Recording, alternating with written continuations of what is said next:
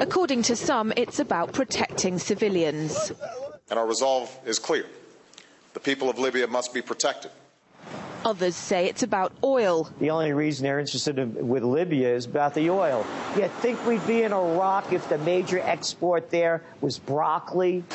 But some are convinced intervention in Libya is all about currency, specifically Gaddafi's plan to introduce the gold dinar, a single African currency made from gold, a true sharing of the wealth. It's one of these things that you have to plan almost in secret, because as soon as you say you're going to change over from the dollar to something else, you're going to be targeted. There were two conferences on this, one in '96 and another one in the year 2000, called the World Mataba Conference, organised by Gaddafi. And everybody was interested.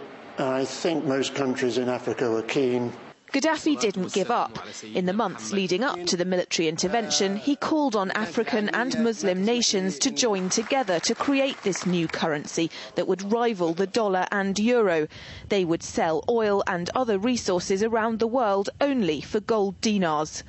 It's an idea that would shift the economic balance of the world. Countries' wealth would depend on how much gold they have, not how many dollars they trade. And Libya has 144 tons of gold. The UK has double that, but 10 times the population. If Gaddafi had an intent to try to reprice his oil or whatever else the country was selling in the global markets and accept something else as a currency, or maybe launch a gold dinar currency, any move such as that would certainly not be welcomed by the power elite today who are responsible for controlling the world's central banks. So yes, that would certainly be something that would cause his immediate dismissal and the need for other reasons to be brought forth for removing him from power. It's happened before. In 2000, Saddam Hussein announced Iraqi oil would be traded in euros, not dollars.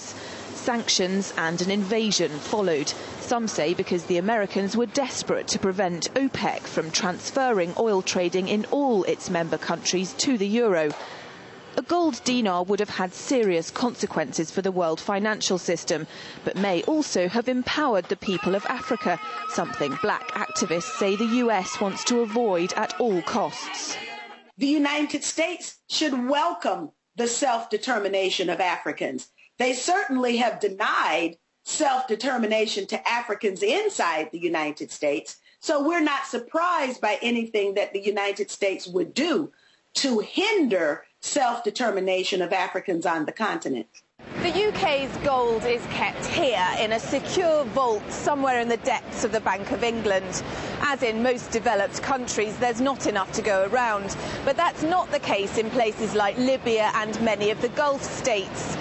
A gold dinar would have given oil-rich African and Middle Eastern countries the power to turn around to their energy-hungry customers and say, sorry, the price has gone up and we want gold. Some say the US and its NATO allies literally couldn't afford to let that happen. Laura Emmett, RT, London.